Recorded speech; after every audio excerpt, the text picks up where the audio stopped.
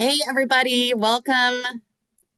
We're in the new year. Time for more navigators. Hope everybody is staying We're warm and freaking. safe here as we are in not the snowpocalypse, the ice apocalypse is kind of how it is here in Lexington. As always, we're going to take a few minutes for folks to get signed in. As our theme today is, of course, whitewater rafting around the topic of responding and recognizing peer burnout when helpers need help. So, as you're getting warmed up here and folks are signing in, it would be great if you yourself your whitewater rafting name. I am Margaret, the downstream dreamer McGladry, for example. So go ahead and use the name generator out in the chat if you want to give yourself a water rafting themed name here. And then we have an icebreaker here on the Menti poll. When work feels overwhelming, what is your response?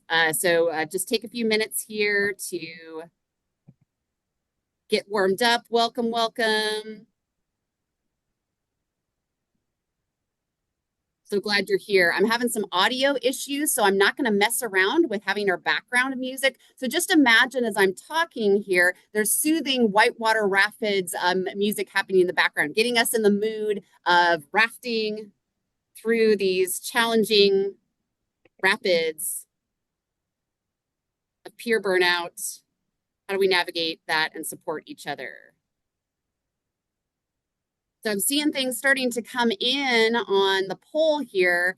55%. This is a cool new visualization from Mentimeter with these little dots coming through. I'm seeing a lot of pushing through in this group, and I think that's also where I would fall out, right? Is when you're experiencing that burnout, feeling like the only way out is through, and I got to keep moving. That's kind of our critical mass, but we are also seeing other responses, getting quiet, getting irritable, numbing out, asking for help. So keep adding your thoughts on this question to get us focused on our topic. See how we're approaching all of this.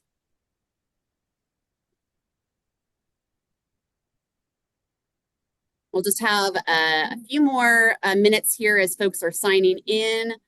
Don't hesitate to get your whitewater rafting name as well from the name generator. Oh, I also don't have my navigator's background. That's no good. I need to fix that. All right. Well, you'll just, I don't want to threaten my tech here to fall apart with what we've got. So welcome, welcome, welcome. They're nothing current. Oh God, do not die. Good.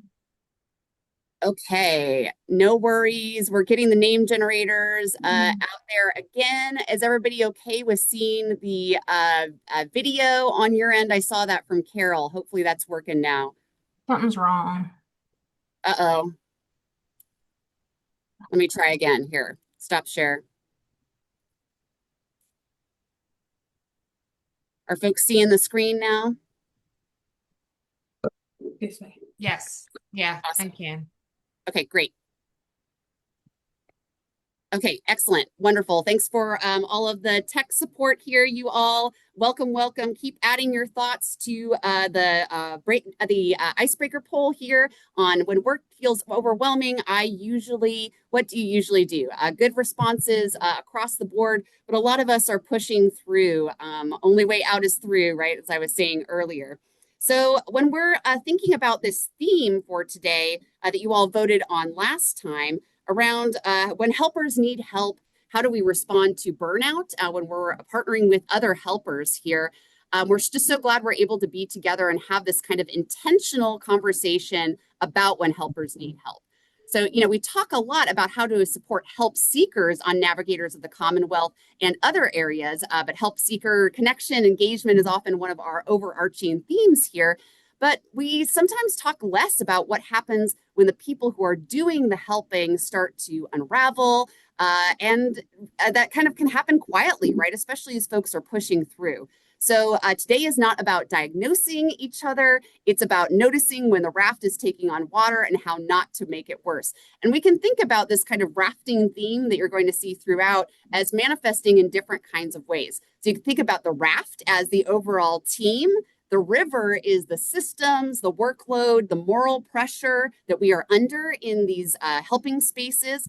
The river guide, so our rafting guide, could be that shared responsibility rather than savior worship, right? Who is this, the guide out of that whole team? And we could think about burnout as being pinned, swamped, or tossed in and out of that raft. And it's not about being a personal weakness, right? This is about the overall system and experience of rafting in the crafts that we are given institutionally, and also the rapids that we are navigating much broader than any individual organization or helper there. So thanks again for your chiming in on the poll here. Gives us a good sense of how we're responding to this now. So let me turn it over here to Valerie to talk a little bit about some of our key themes and key points here as we're going into this conversation. Okay, you all, I've got rocky waters. That's the day that I'm going with today. So bear with me. But I want to name something up front that burnout has become a buzzword. And when something becomes a buzzword, it often gets flattened, oversimplified, and used in ways that actually shut people down. So this session is about real burnout, the kind that doesn't show up as someone crying at their desk, but the kind that shows up when people get quiet, disengaged, irritable, or slowly losing confidence in themselves. So, we're going to talk about how to recognize that in peers and how to respond without causing harm, and what to do if that is you. Yes. So Great. we're using the whitewater rafting as our navigation theme today because burnout is it's not a slow, like peaceful drift, right? It rapids. And when you're in the rapids, yelling calm down or just take a break is kind of useless. So in whitewater, what matters is reading the water, redistributing weight, paddling together, and knowing that when someone is stuck or close to getting tossed, that's when peer support can help in high pressure systems. Thanks, Valerie. So, of course, as always with Navigators, these are our different guidelines for how we want to be in conversation with each other. Won't spend a ton of time on this, but just remembering our ways that we want to relate to each other in this space, being present, active, open and curious, using technology respectfully, and having fun, right? So before we launch into some more of the strategies around how we can help other helpers in this metaphor of the whitewater raft that Valerie's lined out for us, I want to share a little bit about what the research says about burnout, right?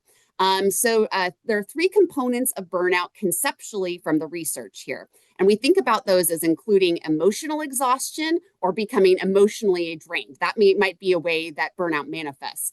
Also, it might manifest as depersonalization, where pessimism and withdrawal can be a result, where you start feeling human in the work, right? And start feeling human about the other helpers you're working with, the help seekers you're serving. And then also, third and certainly not least, is a low sense of personal accomplishment. Even though you're doing the work, you're not getting that sense of fulfillment from that work because of that kind of disengagement around burnout. So, in terms of the research here, the prevalence, according to one of these systematic reviews, is a big range. 21 to 67% of psychologists, psychiatrists, and social workers report a high level of burnout. So that's where that range comes from, right? Is that we could have all define that in different kinds of ways. But if you're in that kind of a therapy type of role or social work role, high burnout is certainly a very prevalent condition. On the healthcare side, the American Healthcare Association also reports that 76% of healthcare workers report exhaustion and burnout. So we've covered some of these elements before, but want to recall them in the context of burnout. What does the research say about some of those causal factors, right, of how these components of burnout might show up, what might be causing those different kinds of manifestations?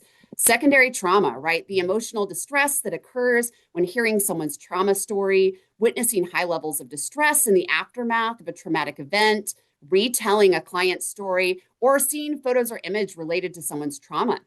So secondary trauma can potentially lead to compassion fatigue, which certainly mirrors onto that depersonalization piece, stress-related symptoms by caregivers and helping professionals in reaction who work with people experiencing trauma over an extended period of time.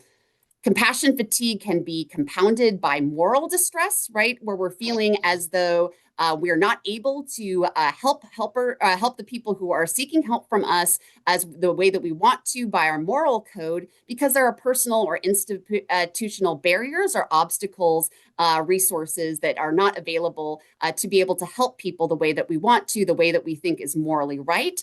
So that might show up as not being able to provide a client with the services they need due to a lack of resources, too many clients with not enough time to provide them all with adequate support, and not being able to advocate for a client due to organizational restraints. That might show up in all of those ways. And I feel like I can speak for a lot of helping professionals when I feel like this is kind of the day in and day out, right? You're working high caseloads with not enough resources and not enough time to make the different connections that might be needed for each individual help seeker here.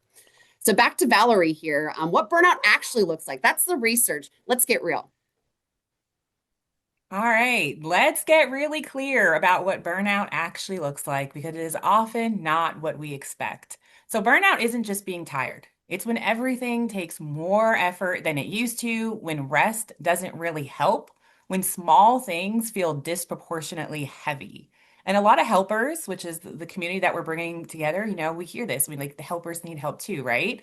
A lot of helpers start questioning their competence at this stage. Not because they've suddenly gotten worse at their job, but because their nervous system is overloaded. And this is not laziness. This is not a mindset issue. This is overload without relief.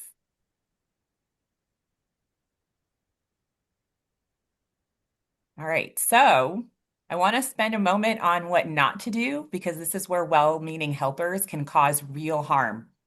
So labeling someone's experience like, hey, I think you're burnt out is rarely helpful. It's the equivalent of saying calm down. So telling someone to take a break without changing what they're returning to is not support. And it puts the responsibility back on the individual while leaving the conditions untouched. So burnout doesn't need commentary, it needs conditions to change. So we gotta look at the waters, right? Not determine, are you paddling the right way or good enough or whatever else. Gotta read the water, if you will.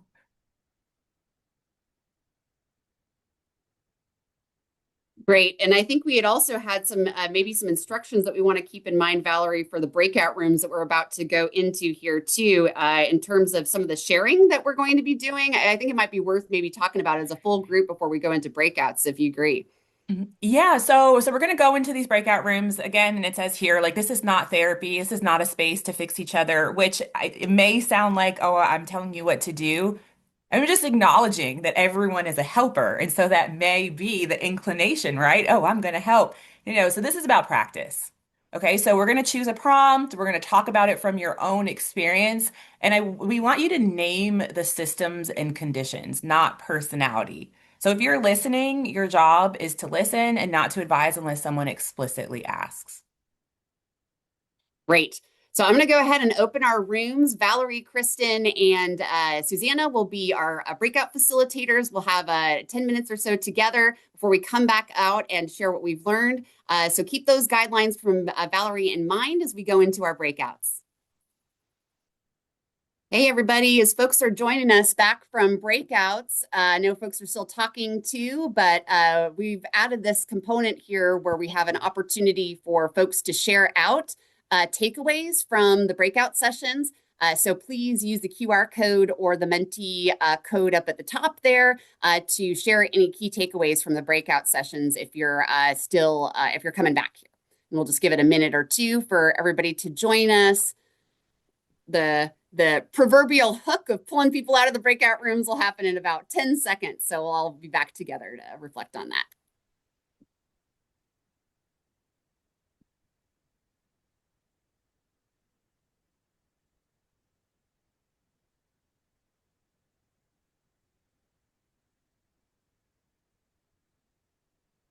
Okay, welcome back, everybody. I think we're all back together after the breakout rooms closed. So before we get back into the slides, we're curious if folks had any takeaways from the breakout session.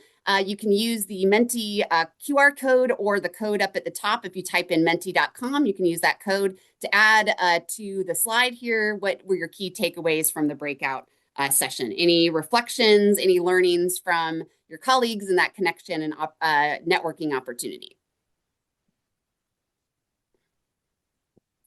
Oh my gosh, this is so profound. I'm not alone. It's not just a me thing, right? If it's just a me thing, then I got to figure it out myself. If it's something we're all working with together, then we have strength and solidarity. That is powerful. I'm not alone. Yep. A lot of us felt the same way. Yep, that kind of recognition of this kind of all providers need breaks, right? We're all in the same choppy water, and it's not a attribute of us as the navigators in the actual boat. It's the water that's making this really hard. Just because you offer something to one person does not ever mean everybody is going to get the same. Yeah, totally. Need to set boundaries, this recognition that sometimes we all feel overwhelmed. Taking the time to reflect. This is challenging for the doers, the helpers, right? Not only acting, but giving ourselves time to reflect. That's really powerful. Someone is talking about a good support group around you is really important.